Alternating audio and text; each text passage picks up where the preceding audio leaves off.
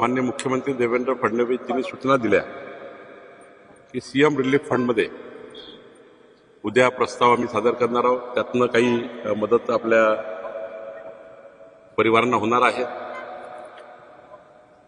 कोराडी महालक्ष्मी जगदंबा संस्थांच्या वतीने 20 लाख रुपयाची मदत या परिवारांना आम्ही करतो आहे.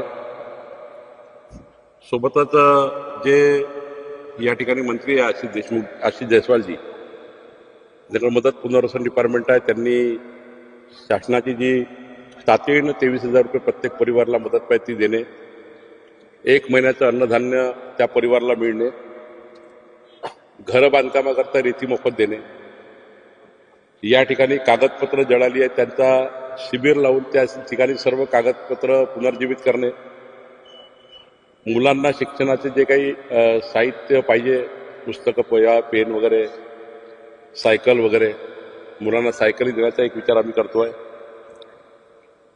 या ठिकाणी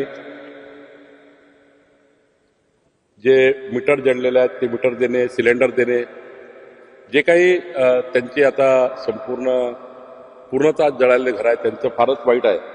आणि त्यामुळं सरकारच्या माध्यमातून आम्ही या पद्धतीने अनेक उपाययोजना, आणि एवढंच नाही तर कामगार विभाग जे आशिष जयस्वालजीकडे आहे राज्यमंत्री म्हणून, त्यांनी आता जे भांडे, किचनमधले भांडे आहेत त्याचे सेट्स या ठिकाणी उपलब्ध करून दिले आहेत. महिन्याभराचा अन्नधान्याचा पुरवठा आम्ही या ठिकाणी केलेला आहे. राहण्याची व्यवस्था आम्ही सर्वांची करतो आहे.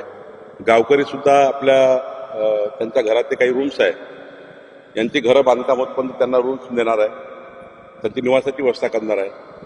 जे जनावरांचे गोठे जळालेले आहेत त्या गोठ्यांना सुद्धा काही अनुदान द्यायचा निर्णय करतो आहोत. एवढंच नाही तर आम्ही हा विचार करतो की जे जनावरं दगावले आहेत त्या जनावरांऐवजी दुसरे जनावरं देणे, याची योजना डीपीसीच्या माध्यमातून करण्याची योजना आम्ही केली आहे. एकंदरीत सरकारचे सर्व सोर्सेस, आणि आता या उमरेडच्या MIDC कंपनीच्या आत्ताच मी CEO MIDCशी बोललो, त्यांनी 40-50 कंपन्यांनी एकत्र येऊन त्यांनी एक CSR जमा करावा आणि त्यांनी सुद्धा एक मोठी मदत या गावाला करावी अशी विनंती आम्ही त्यांना केली आहे. जेणेकरून सरकारची मदत, घर बांधण्याची मदत, सीएम फंडाची मदत, 8 दिवस इथे आरोग्य कॅम्प, 2 महिने टँकर पाणीच्या उपलब्ध राहावं, त्यामुळे सर्व बाजूनी या गावामध्ये कुठल्याही प्रकारची रोगराई वाढू नये, कुठल्याही प्रकारचा जे काही या ठिकाणी अडचणी तयार होण्याची काळजी मी घेतलेली आहे. 15 दिवसांनी मी पुन्हा या ठिकाणी व्हिजिट करणार आहे. आणि एवढंच नाही, ज्याच्या चुकीमुळे आग लागली आहे, कारण एक शेतकऱ्यांनी शेतामध्ये वनवा पेटवला, तो गावात पसरला, त्यावर कारवाई करण्याची सूचना आम्ही दिलेल्या आहे. आणि जनावरांना चारा सुद्धा उपलब्ध करून देण्याची या ठिकाणी आम्ही पूर्तता केलेली आहे, करतोय. जी आर्थिक मदत 23,000ची प्रति कुटुंब दिली ती कधी मिळणार आहे? ते उद्या सकाळी मिळेल.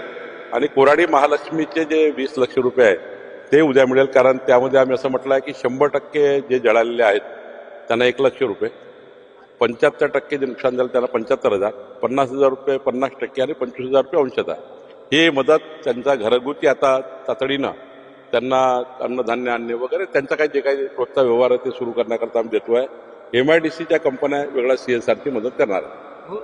महानगरपालिका असेल, नगर परिषद असेल, इथं अग्निशमनची व्यवस्था असते. अशा गावाला कुठे आपत्कालीन आग लागली तर त्यासाठी ग्रामीण भागासाठी या घटनेनंतर काही विचार केला? नगरपालिकेमध्ये प्रत्येक नगरपालिकेला गाड्या आहे. उमरेडला काल 6 नगरपालिकेच्या, चंद्रपूरच्या चिमूर BC वरनं गाड्या आल्या, इकडे नागपूरवरनं आगीचे त्या ठिकाणी, पण तातडीनं 1 तासाच्या आतमध्ये सर्व अग्निशामक दल या ठिकाणी पोहोचलं, 6 बंब पोहोचले. त्यामुळं गावाचं जे पूर्ण गाव जळणार होतं ते गाव जळणार झालं, गावाचे मोठं नुकसान झालं नाही, म्हणजे गावच गेलं असतं. पण या गावाच्या लोकांचे आभार मानायचे, त्यांनी जीवहानी होऊ दिली नाही. गावाच्या लोकांनी एकत्रितपणे येऊन त्या लोकांना बाहेर काढलं आणि एकही जीवहानी झालं नाही, हे सर्वात महत्वाचं. त्याकरता गावकऱ्यांचे मी आभार मानलेले आहे. नगर विकासमध्ये तो अग्निशमन असतो, ग्रामीण भागामध्ये स्वतंत्र यंत्रणा असायला पंचायत समितीला तशी व्यवस्था करता येऊ शकते, पण पंचायत समितीला तेवढा अग्निशामक दलाचा पॅटर्न नाहीये. शेवटी एखादा बंब आणून ठेवण्याला अर्थ नाही, चालवणारे माणसं, मेंटेनन्स करणारे माणसं. त्यामुळे नगरपालिकेला मात्र ही व्यवस्था आम्ही केलेली आहे. उमरेड नगरपालिकेला आहे, भिवापूर नगरपालिकेला आहे.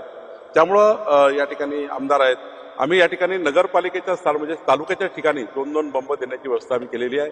त्यातनं या ठिकाणी आपल्याला मदत होत असते. तुम्ही जी मदतीची घोषणा केली ती त्यांना त्या निर्धारित वेळेत पोहोचेल की नाही यासाठी झालं आता उद्या तर मी महालक्ष्मी कोराडीच्या जे 20 लक्ष रुपये अनुदान पाठवतो आहे. उद्या सकाळी 23,000 पुन्हा मिळणार आहे. 2.5 लाखाचे घर उद्याच मंजूर करतो आहे. त्यामुळे आम्ही सर्व मुख्यमंत्र्यांच्या सूचनेप्रमाणे साऱ्याच गोष्टी उद्याच्या उद्या आणि परवा कॅबिनेटमध्ये मान्य आशिष जे मी आहे तेव्हा सीएम रिलीफ फंडाचा निर्णय करतो आहे. एक मात्र कायदा आणण्याची गरज आहे की शेतकरी शेतात जे वनवा पेटवतात याला कायद्याने बंदी आहे. कायद्याने बंदी आणली पाहिजे. कारण हे जर पेटवल्यामुळं गावाचं अनेक नुकसान आहे. या महाराष्ट्रात हजारो उदाहरणं आहे की शेतकरी शेतात पेटवून देतात आणि मग ते गावात पसरतात. यामुळे अनेक घटना घडतात. त्यामुळे याचा एक विचार केला पाहिजे. आशिष जयस्वालजींनी हा विचार केला आहे आणि आशिष जयस्वालजींनी केंद्र सरकारच्या डिझास्टर मॅनेजमेंटमध्ये आगीमुळे नुकसान भरपाई हा शब्द आहे, पण राज्य सरकारच्या मात्र डिझास्टर मॅनेजमेंटमध्ये ते नाही आहे. पण आशिष जयस्वालजींनी ते प्रयत्न करून आता आगीमुळे झालेलं नुकसान सुद्धा सरकारला त्याची मदत करता येईल अशी भूमिका आशिष जयस्वालजींनी घेतली आहे.